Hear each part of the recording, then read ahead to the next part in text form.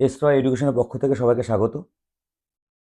গড় একটু ভাঙা, একটু চেঁচিয়ে চেঁচিয়ে কদিন পড়াশোনা করিয়েছি এবং ওই ঠান্ডা জল খেয়েছি।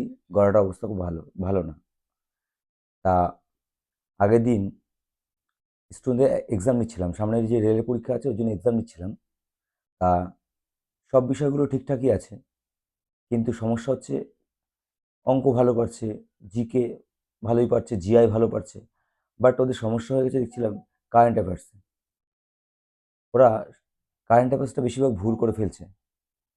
আমি ওদের কারেন্ট অ্যাফেয়ার্সটা ওইভাবে ধরে ধরে মুখস্থ করাইনি, বাস সেখানে ওদের কী করতাম আমি, যেরকম 2025 থেকে 26 সাল যা হয়েছে এক বছরটা একবারে ওদের জেরক্স করে বা পিডিএফ দিয়ে দিতাম, আর 2026 সালেরটা মাসে মাসে যেটা হয়েছে সেটা দিতাম। এবার ওটা কী করে একবারে পড়া ধরতাম, একটা পরীক্ষা নিতাম, যার জন্য ওই নাম্বারটা দেখলাম ওদের প্রচুর কেটে যাচ্ছে। তা একটা স্টুডেন্ট বলছে, স্যার আমি তো অনেক পড়ছি, ভুলে যাচ্ছি, কী করব? তখন আমি ভাবলাম যে সত্যি তো, এত কি মনে রাখা যায়, কি করা যায়? তখন আমি ওদেরকে বললাম, একটা কাজ করো, একটা লিস্ট তৈরি করো। কি লিস্ট তৈরি করো? তুমি আগে ভাবো যে কোনগুলো বেশি গুরুত্বপূর্ণ আমি পড়বো। তোমাদেরকেও তাই বলছি, তোমরা তাই করবে।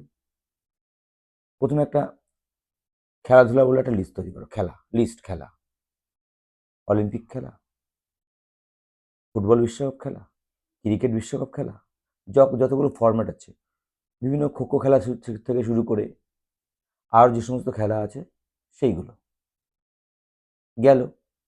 এই সমস্ত খেলায় কারা জিতেছে, কারা ব্যক্তিগত রান করেছে, মানে এই ব্যাপারটা তোমরা তো বুঝতেই পারছো কি কি বলতে চাইছি। এরকম একটা লিস্ট তৈরি করো। তারপরে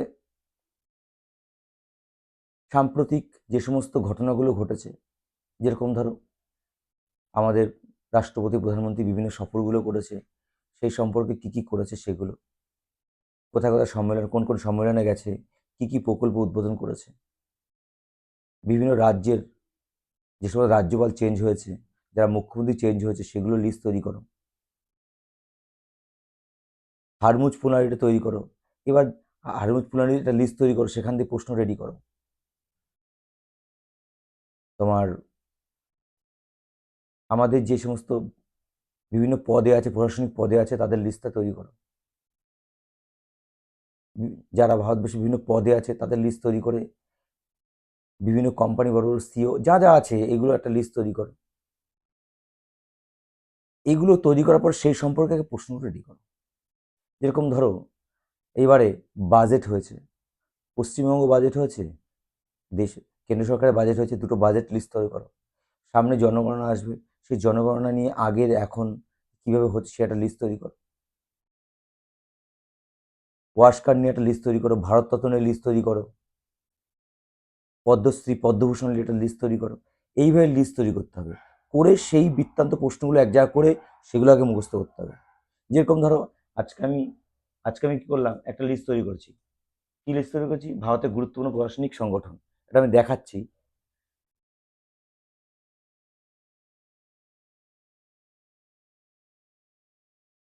পোস্ট করে রেখেছিস তো?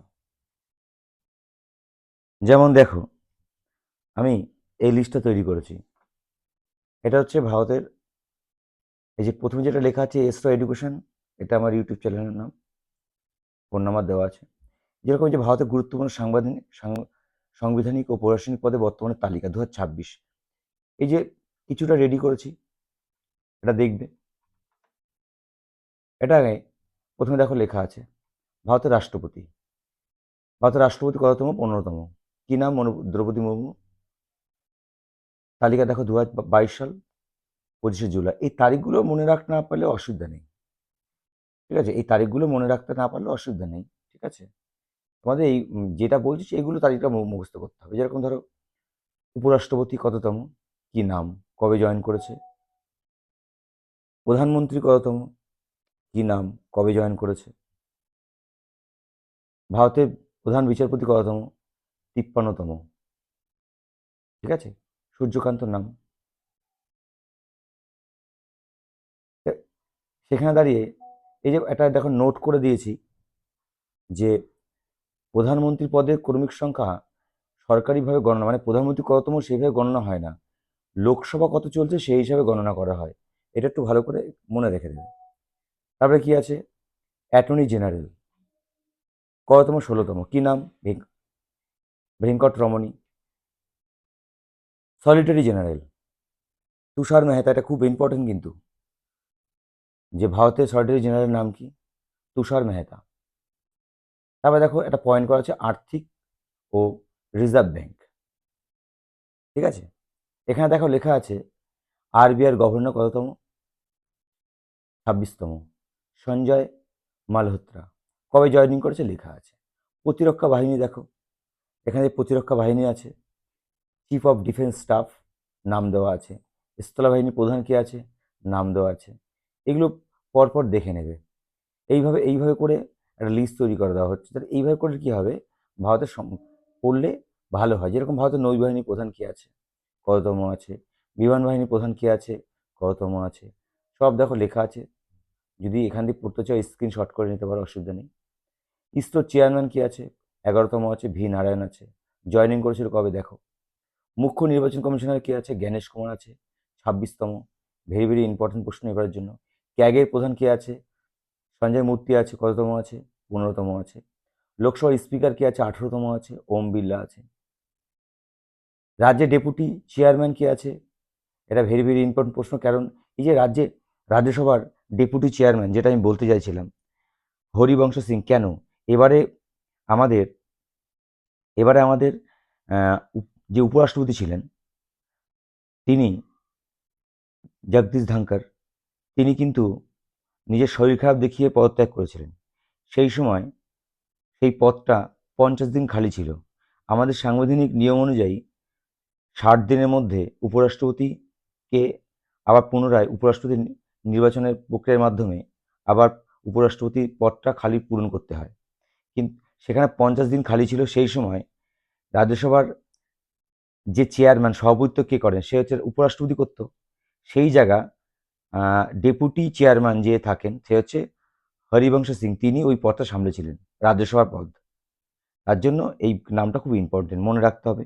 এবার দেখো মনে রাখার টিপস আমরা শর্টে শর্টে যে লিখে দিয়েছি, এবার শর্ট করে তোমরা খাতায় নোট করে রাখবে। যেরকম রাষ্ট্রপতি 15তম দ্রৌপদী মুর্মু, উপরাষ্ট্রপতি 15তম রাধাকৃষ্ণন, ঠিক আছে। তারপরে তোমার আমাদের সুপ্রিম কোর্টের বিচারপতি সূর্যকান্ত, আমাদের কততম, 53তম। আরবিআই 26তম। এইভাবে ছোট ছোট করে প্রথমে ওরকম করে ছোট ছোট লিস্ট তৈরি করলে, এইভাবে যদি পড়া হয় আমার মনে হয় সবচেয়ে বেশি ভালো। এইভাবে লিস্ট তৈরি করে নিতে হবে। তা তাহলেই আমার মনে হয় এই প্রবলেমটা সলভ হবে। কারণ একবারে আমি ধরে দিয়ে দিলাম এখান থেকে প্রশ্ন ওখান দিয়ে প্রশ্ন, মাথা গুলিয়ে যাবে। কিন্তু টপিক অনুযায়ী যদি একটা টপিক নিয়ে করা হয় তাহলে বেশি ভালো। এবং কোন টপিকটা বেশি ইম্পর্টেন্ট সেটা আগে নিজেকে নিজেকে বুঝতে হবে। বুঝে সেই টপিকগুলোতে বা যেই ঘটনাগুলো এবার খুব ঘটনা ঘটছে, যেরকম ধরো এবারে হারমুজ পুনাইটা খুব শিরোনামে আছে, G7 কিছুদিন আগে হয়েছে, ফুটবল বিশ্বকাপ হলো, এটা ভালো করে বিশ্বকাপটা দেখবে, কারা কি কি পদক পেলো সেটা দেখবে, ঠিক আছে। ভারতরত্ন যেটা পুরস্কার হলো, ওয়াস্কার যেটা হলো, তারপরে আমাদের আহ, পদ্মশ্রী পদ্মভূষণ যে পুরস্কার যে ঘোষণা করা হলো, কখন ঘোষণা করা হয়, এই ইত্যাদি এইভাবে ভালো করে পড়লে আশা করি কারেন্ট অ্যাফেয়ার্স নিয়ে কারো সমস্যা হবে না। ওকে, টাটা, বাই বাই। আজকে দিনের মতো স্টপ করলাম।